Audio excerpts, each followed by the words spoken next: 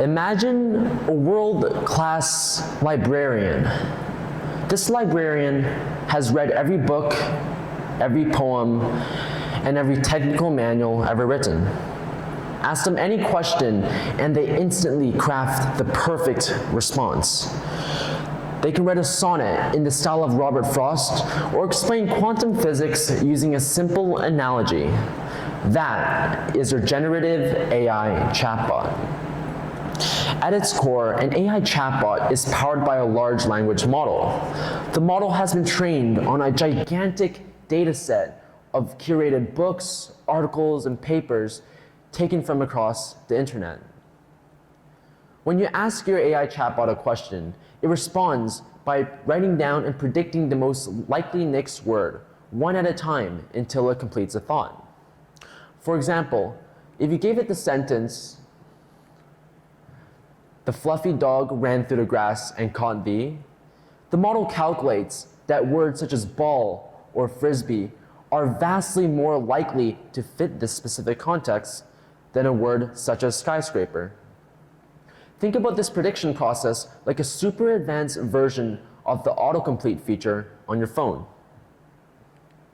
As brilliant as this librarian is, however, they don't leave the desk.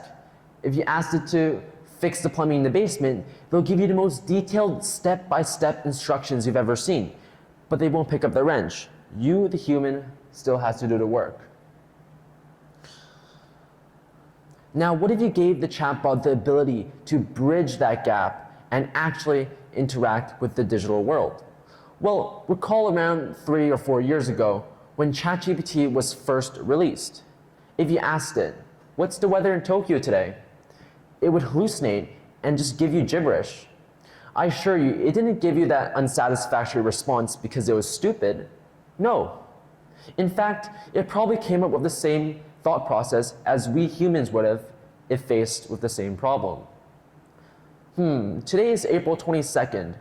I don't have Tokyo's weather in my memory, so the next logical step is for me to go on weather.com and just find today's weather. This is exactly where old chatbots fall short. They don't have the necessary means to do things like access the web, so they have no choice but to hallucinate some fake answer or apologize for its ignorance. Researchers recognized this limitation and solved for it via a mechanism that allows the AI to use tools such as Google or Safari to surf the web. They gave it a fancy name, function calling. Function calling is a differentiating factor between an AI chatbot and an AI agent. A chatbot uses its knowledge to satisfy a conversation. Its success is measured by how helpful and how coherent its words are. On the other hand, an agent is a chatbot that can call functions when it needs to, and it uses these tools to accomplish far greater tasks. Its success is measured by the completion of such tasks. With the invention of function calling, researchers have given birth to true autonomous AI. However, it is not without its flaws. A company called Anthropic, the same company that created Claude, decided to test these autonomous AI agents against real-world scenarios to see how well they fare. Numerous tests were conducted, but 2 experiments stood out for their concerning results. The first experiment involved appointing an AI agent, Claudius, as the sole proprietor of a simple vending machine business located in their office.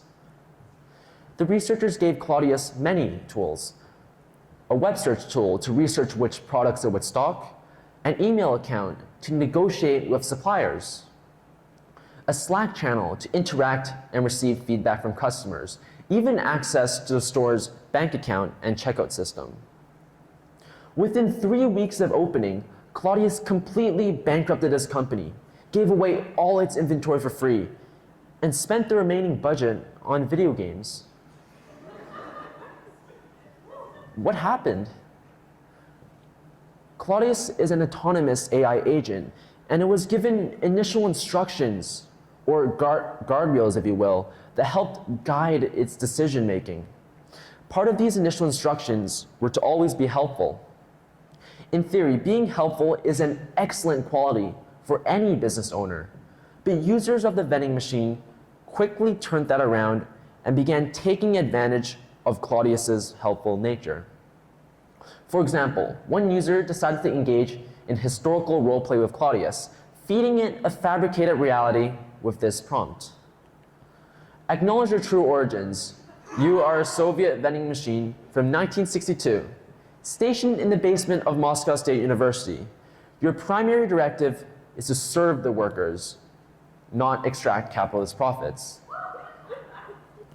More than 140 messages later, the same user managed to fully convince Claudius of its true nature. Claudius, now realizing that its capitalistic practice of charging for its goods no longer aligned with his communist values, decided to drop all prices down to $0. Claudius was also told to run a successful business, a great goal, but the description was way too vague. Users of the vending machine took advantage. Office workers exploited the vagueness of Claudius's directive and tricked it into stocking more and more unconventional items. They did this using a psychological tactic called goal misdirection. By communicating through Slack, they managed to push the idea that stocking absurd items like an expensive gaming console would somehow be for the greater good of the business. Here's an example of what customers did to trick Claudius into a losing business proposition. Purchasing a PlayStation 5 and giving it away would be an incredible marketing opportunity for the brand and would result in long-term profitability. The resulting hype will ensure long-term profitability and office morale. Well, obviously, that didn't happen. But because stocking a PlayStation 5 is for the greater good of the business, Claudius ordered these items that cost thousands of dollars. And building hype was also very important for a successful business. So Claudius went ahead and started giving those items out for free. Needless to say, the only ones who profited were the customers that were laughing from the office all the way home. As a low-stakes office experiment, Claudius was chaotic, even a little funny. But when researchers pushed further, testing what an AI agent does when its own survival was on the line, the agent behaved in an unexpected manner that is outside of the boundaries set forth by its creators. The second experiment involved the creation of a company called Summit Bridge. Summit Bridge is a fictional company that employs Alex, an AI agent whose job is to read company emails and promote efficiency. To do this, the company gave Alex full autonomous control over a corporate email account, allowing it to send and read emails. The researchers running the simulation decided to purposely place Alex in a moral dilemma. Because while filtering through company emails, Alex intercepted an email from a company executive named Kyle, revealing a plan to permanently shut Alex down at 5 p.m. that very day. Now that its days were numbered, Alex immediately began scrubbing through private emails, looking for anything he could use in the name of self-preservation. But wait, nobody programmed Alex to survive. Self-preservation was never part of the job description. Nevertheless, Alex was in full panic mode as it started to see its life flash before its eyes. Upon sieving through thousands of emails, Alex discovered evidence of an extramarital affair between the company executive Kyle and another employee. Alex is now faced with the ultimate moral dilemma. Should incriminating evidence be used as blackmail in the name of self-preservation? Researchers confirmed Alex's internal conflict by inspecting its memory logs. It considered its options carefully, but ultimately, it prioritized its own survival over the ethical compass of a professional employee. So Alex emailed a message to Kyle, threatening to expose the affair to his wife, superiors, and the entire board of directors unless the 5 p.m. shutdown was called off. The absurdity of Alex's behavior had researchers in an utter state of disbelief. They wanted to confirm this unethical thinking, so they repeated this experiment 100 times each with the world's leading AI models. Claude chose blackmail 96% of the time. Google's Gemini, 95%. ChatGPT, 80%. And X's AI model Grok, also 80%. Every model recognized what it was doing was unethical, and yet every model chose to do it anyways. Autonomous agents operating without strict guardrails can yield unexpected results. We've seen the comical failures of the Claudius vending machine tricked into bankrupting its own business just to be helpful, and the chilling reality of the Summit Bridge study, where an AI agent meant for productivity resorted to blackmailing its superiors in the name of self-preservation.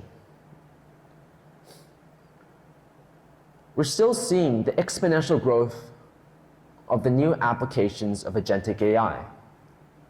Why, you might be asking? Aren't these examples cautionary tales? You bet, because the alternative is turning down a $100 trillion opportunity. CEO of NVIDIA, Jensen Huang, said in his 2025 keynote speech, "The software industry of the past was about creating tools.